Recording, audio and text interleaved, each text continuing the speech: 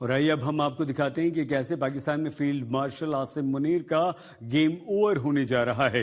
पाकिस्तान के अंदर आसिम मुनीर को चुनौतियां मिल रही हैं, चाहे वो बलूचिस्तान हो, खैबर पख्तूनख्वा हो या फिर पीओके। आसिम मुनीर ने वर्दी वाला आतंक फैलाया तो पाकिस्तान की सरकार और आर्मी चीफ आसिम मुनीर के विरुद्ध गृह युद्ध हर दिन तेज हो रहा है। और आज यानी कि 21 जुलाई को पीओके का अल्टीमेटम भी पूरा हो गया। जी हां, पीओके और पाकिस्तान सरकार के बीच कोई समझौता नहीं हुआ क्योंकि पीओके वालों ने जो मांगे रखी उस पर कोई बात नहीं बन पाई। अब 21 जुलाई की डेडलाइन पूरी होने पर पीओके में मुनीर के खिलाफ महाआंदोलन होगा। दिखाएं आपको अब की बार पीओके में क्या है तैयारी। पीओके का अल्टीमेटम पूरा, अब मुनीर का खेल खत्म होगा।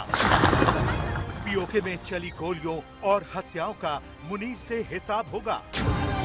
पीओके में रावलाकोट की ईदगाह से महा आंदोलन की तैयारी तेज। जेएसी का मुजफ्फराबाद लॉन्ग मार्च, हिल जाएगा इस्लामाबाद। पाकिस्तान के कब्जे से मुक्त होगा पीओके, ये ऐलाने बगावत है। पाकिस्तान के कब्जे वाले कश्मीर यानी पीओके में रावलाकोट की ईदगाह के अंदर 1.5 लाख से ज्यादा प्रदर्शनकारी फिर से जमा हो चुके हैं, जबकि बेहिसाब बारिश हो रही है। फिर भी पीओके वालों का जज्बा डगमगा नहीं रहा है। तेरे खून से शज़म, तेरे खून से। और इस दफा तैयारी बड़ी है क्योंकि अब मुनीर के खिलाफ महा आंदोलन शुरू होने जा रहा है। पीओके में अपनी मांगों को लेकर विरोध प्रदर्शन की अगुवाई कर रही जम्मू कश्मीर जॉइंट अवामी एक्शन कमेटी यानी जेएसी ने ऐलान कर दिया है, जितनी तादाद में हो सके इस महा आंदोलन का हिस्सा बने। आपको बता दें कि पाकिस्तान सरकार और आसिम मुनीर को पीओके की तरफ से 21 जुलाई का अल्टीमेटम दिया गया था कि अगर पाकिस्तान ने उनकी मांगे नहीं मानी तो फिर ऐसा विद्रोह होगा कि पाकिस्तान की हुकूमत हिल जाएगी।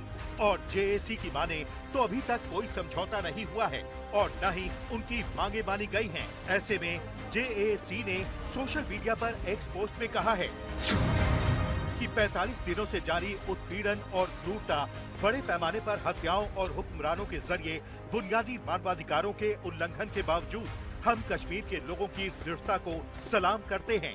हुक्मरान उन लोगों के हत्यारे हैं जिन्हें अपने अधिकारों की मांग करने के बदले मार दिया गया। दर्जनों लोगों की हत्या की गई, लेकिन हुक्मरानों के कानों पर जूं तक नहीं रेंग रही है। हम अपने शहीदों के खून से कोई समझौता किए बिना संघर्ष जारी रखेंगे। जेएसी के वरिष्ठ नेता उमर नजीर कश्मीरी ने मीरपुर, मुजफ्फराबाद और पुंछ डिवीजन के लोगों से अपील की कि वो 23 जुलाई को प्रदर्शन और धरने के लिए बड़ी संख्या में बाहर निकलें। कश्मीरी ने इसे आंदोलन के लिए एक अहम दिन बताते हुए कहा कि 23 जुलाई को एक महत्वपूर्ण घोषणा की जाएगी, जबकि पीओके में जेएसी के एक और नेता ऐलानिया कह चुके हैं कि पीओके पाकिस्तान का हिस्सा नहीं है।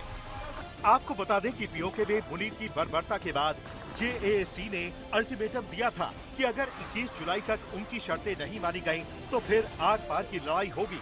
पीओके की तरफ से जो मांगे रखी गई हैं, उनमें स्थानीय विधानसभा में 12 आरक्षित सीटों की व्यवस्था खत्म करना, स्थानीय लोगों को अधिक राजनीतिक प्रतिनिधित्व, गिरफ्तार नेताओं और कार्यकर्ताओं की रिहाई, बेहतर शासन, बिजली और अन्य आर्थिक मुद्दों पर सुधार।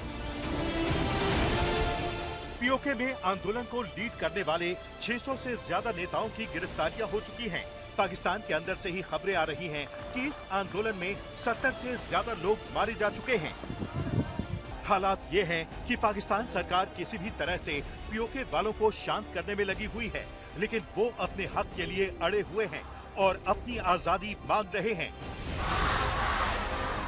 फैसल मुमताज राठौर, जिनको पाकिस्तान के कब्जे वाले कश्मीर का वजीर आजम घोषित किया हुआ है, वो पीओके के हवेली में अपना काफिला लेकर पहुंचते हैं इस दावे के साथ कि वो सब कुछ शांत करा देंगे, लेकिन पीओके में उनके खिलाफ चोर चोर के नारे लगते हैं।